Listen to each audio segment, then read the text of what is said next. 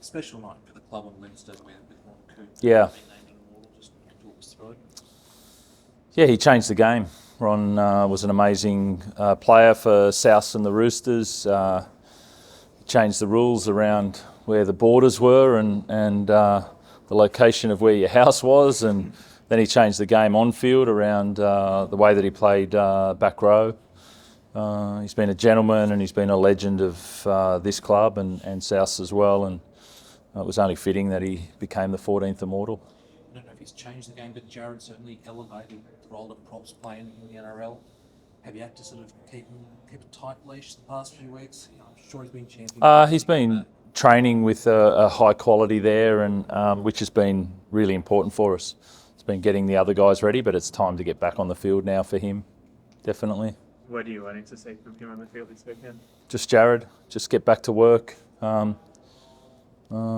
lead the way, play the props game. They play a certain style of play, and he needs to set the tone for that this weekend again. So we always want him under that line, but there'll be no different for Jared. He's played 300 odd games.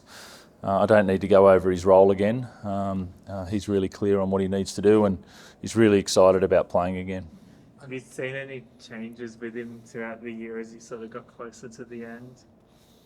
No, Jared's the same Jared as he's been year on year. He's really committed to the culture of the team and the attitude of the team, and then also his role of that in being our prop.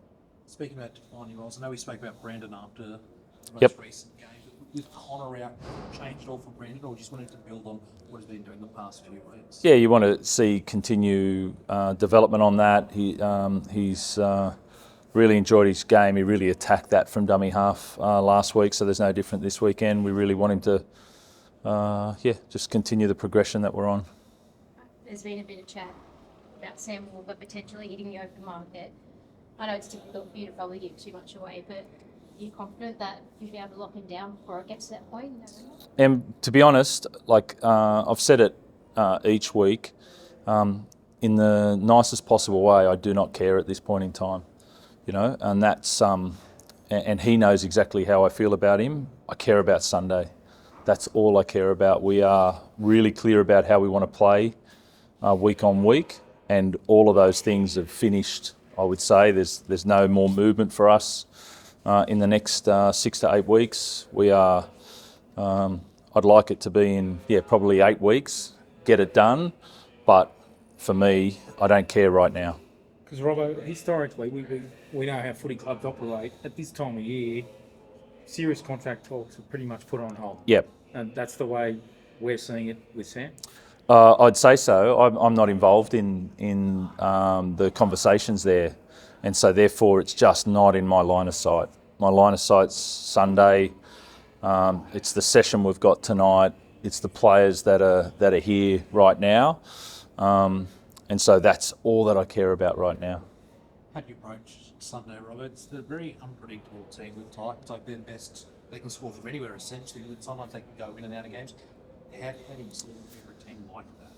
Yeah, so I mean, the first thing is they do have a clear system of play and how they want to play the game, and we've studied that. We'll train that tonight. We're really clear on that. We're clear on the individuals that do have individual traits that can open up when there is space provided. Our job's not to create that space. Our job's to shut that down, pressure that, and hunt as a team. And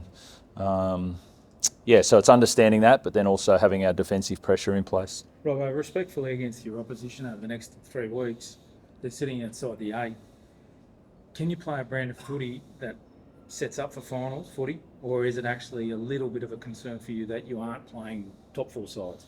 No, there's no concern at all. The respect is the way that you approach Sunday.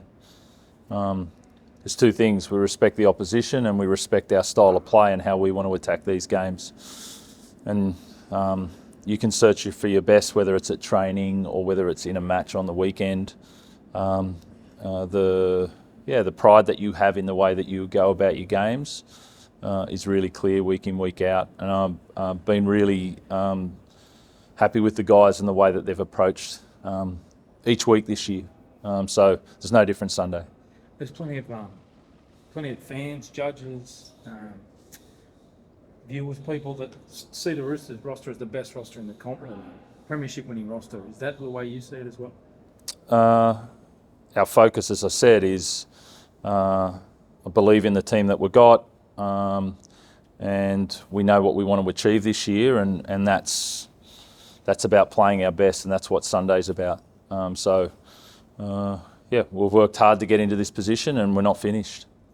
Is there an emotional element to this as well with the departing players? So much turnover.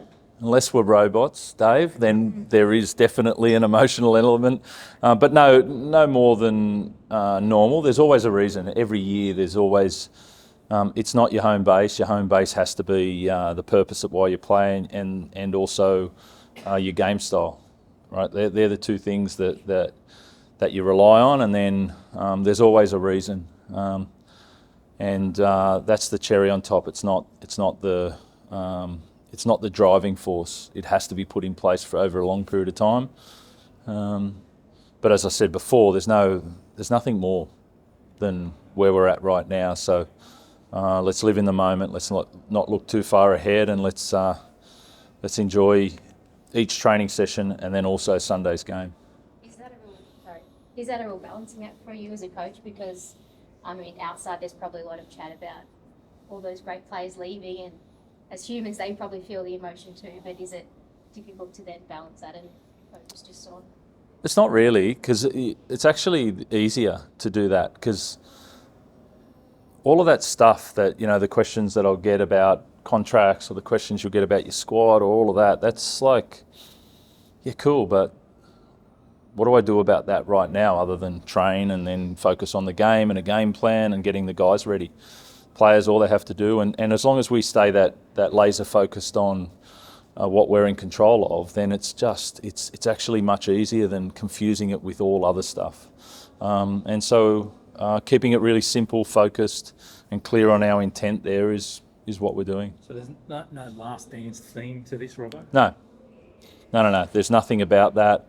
There's a desire to be the best possible team we can be in 2024. And so what's the answer to that? That's Sunday. That's the continual search. It's the beautiful part of sport. It's the beautiful part of our lives, the continual search for what we can do. And so let's go. I'll ask one more cool question about the sport. Cool question? I don't know if awkward is the right word. Okay. With what You've made it awkward. I always do. With what happened earlier in the season, like what is the emotion coming up against David Fafita this weekend? No, there's been a respect on game style and how do we nullify him and then also take advantage of things that we see. That's as simple as it is.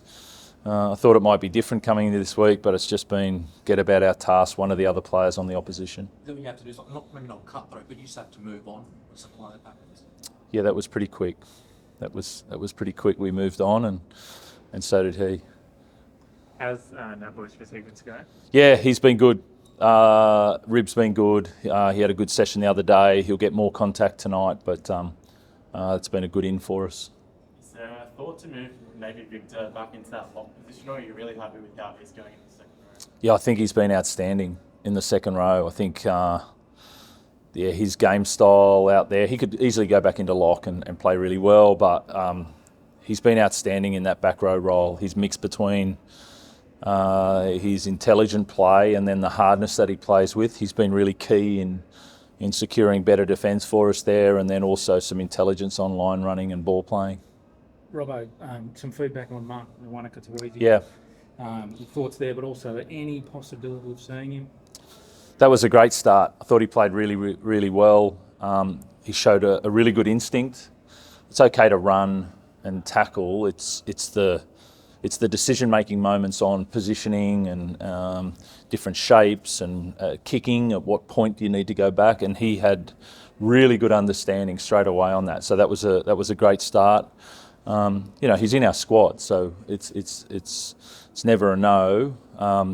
But I thought that was a really good beginning to his rugby league career. And again on Sunday, he'll get out there and get another download of information and go again.